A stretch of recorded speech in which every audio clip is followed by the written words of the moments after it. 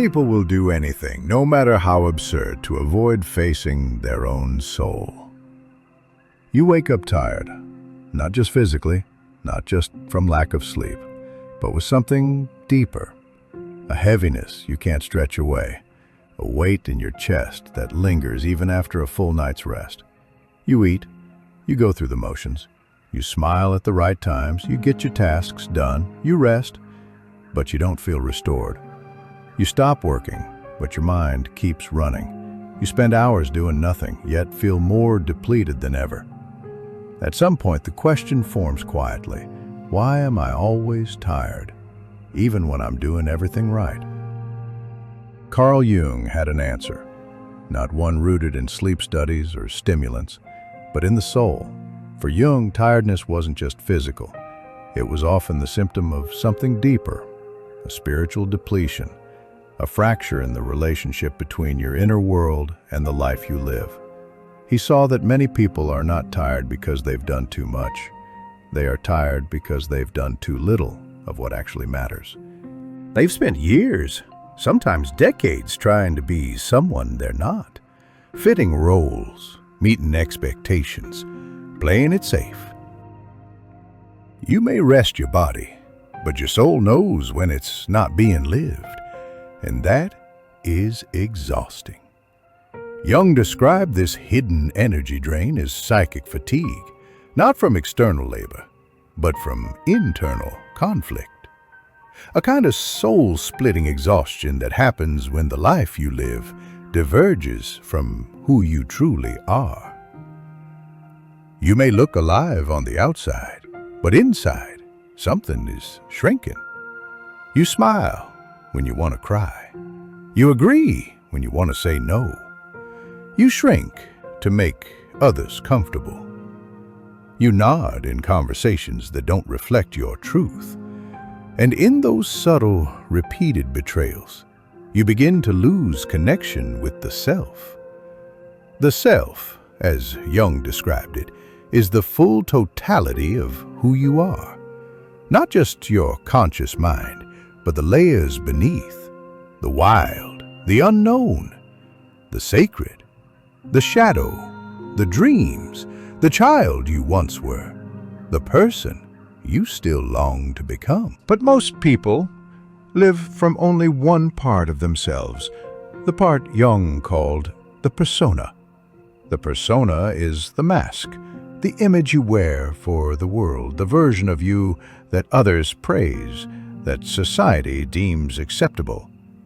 And the more you live through that mask, the more energy it takes to hold it in place.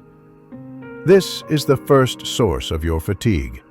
Performing yourself, pretending to be okay when you're not, acting certain when you feel lost, staying agreeable when your soul screams for rebellion.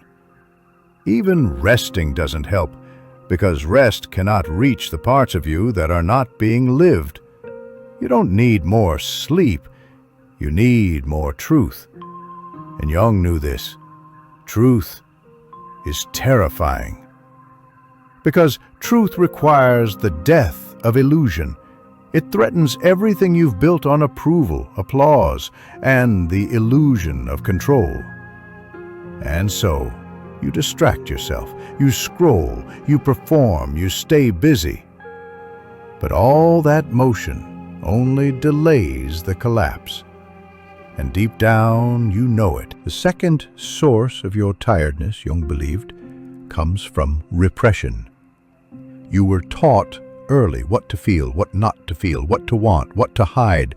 You learned that rage is dangerous, grief is weakness, desire is indulgence. And slowly, part by part, you buried pieces of yourself in the unconscious. But those parts don't disappear. They wait. And the effort it takes to keep them buried, to hold them down with productivity, politeness, control, is immense. Jung called this the shadow.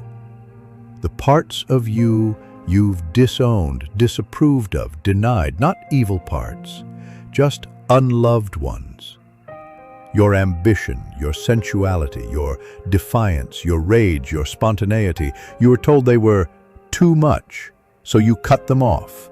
And now you wonder why you feel half alive. To live fully, Jung said, is to reclaim the shadow, to make peace with the parts you were taught to be ashamed of, to integrate them not as enemies, but as essential aspects of your humanity. But until then, you will feel tired. Because it is exhausting to keep pretending that you're only the parts of you that others accept. Your body is wise. It stores what you ignore. It speaks what you suppress. Fatigue is its language of protest. And that leads us to the third cause Jung identified: the death of meaning. Many people live in quiet resignation, not because life is hard, but because it is hollow. They chase achievement, stability, validation, but none of it fills them. Because the soul does not hunger for success, it hungers for significance. It's not about how much you do. It's about how deeply what you do matters to you. Jung saw that a person cut off from meaning becomes anxious, directionless, fatigued. You may have everything, but if it doesn't reflect your inner truth, it drains you. This is why someone can work tirelessly on something they believe in and feel energized, while someone else, performing a role they hate, feels exhausted after a few hours. The soul knows the difference. And so Jung urged us not just to rest, but to realign. He invited us to live a life that honors the self, not just the persona, to let go of who we think we should be and make space for who we truly are. That is the beginning of healing. But it is not easy, because this path demands responsibility, not the kind the world imposes, but the kind that comes from looking in the mirror and asking, where have I betrayed myself in the name of being accepted? It is tempting to blame the world, to blame our jobs, our schedules, our routines. But deep down, we know we've said yes when we meant no. We've stayed silent when we needed to speak. We've followed paths that never felt like ours. And every time we did, we chipped away at our own vitality. This is not about guilt, it's about honesty. You were taught to survive by adapting, but now it's time to live by becoming. That begins with listening, not to the loudest voices, but to the quietest one inside you, the one that whispers when the distractions fade. It asks, what do you miss that you don't admit? What do you long for, even if it scares you? What truth are you avoiding because you fear what it might cost? That's the part Jung wanted you to face, because facing it is the way home. When Jung spoke of healing, he didn't mean fixing what's broken. He meant becoming whole. And wholeness only happens when you stop exiling parts of yourself, when you reclaim your shadow, your instinct, your imagination, your voice. It means becoming brave enough to question who you are when no one is watching, and whether that version of you even feels real anymore. So much of your tiredness comes from resisting this truth, from trying to maintain the version of you that others have come to rely on. Reliable, calm, agreeable, predictable. Even if that version is dying quietly inside. But how long can you live like that? Jung warned that what you repress returns, not always as memory, but as mood, as fatigue, as crisis, as an unexplainable sense that something essential is missing. You call it burnout. You call it stress. You say, "I'm just overwhelmed." But often, it's grief. Grief for the parts of you you've postponed. Grief for the years spent climbing ladders leaned against the wrong walls. Grief for the version of you that's waiting to be lived, but never chosen. And the longer you ignore it, the heavier it gets. Carl Jung believed that life constantly seeks balance, and when we are out of balance, when we are too rational, too dutiful, too repressed, our inner world responds. It withdraws energy. It refuses to fuel the version of you that's not authentic. That's why no amount of caffeine can fix this kind of tired. Because the problem isn't in your body, it's in your soul. Jung saw this most clearly in people who achieved success, who looked fulfilled on the surface but inwardly felt lifeless. He said they were caught in the grip of the midlife crisis, but really it's a crisis of meaning. You've followed the rules, you've built the image, you've done what was expected, and now you ask, was it ever truly mine? This is the ache beneath your exhaustion. It's the call to a deeper life. But answering that call requires courage, because it means shedding the safety of the known, letting go of approval, making peace with being misunderstood. It means slowing down long enough to feel the things you've outrun. You may fear that if you stop, you'll collapse. But Jung believed that collapse is sometimes grace in disguise, because in collapse, the false self cracks, and through that crack, the light enters, the light of intuition, of authenticity, of soul. But that light is not soft. It burns, it exposes. It shows you where you've betrayed yourself, where you've kept quiet, where you've traded depth for comfort. And then it invites you not to feel ashamed, but to return, to take responsibility for your life, not in punishment, but in love. Responsibility, in Jung's vision, is sacred. It means the ability to respond to life, to truth, to yourself. And that is where your vitality returns.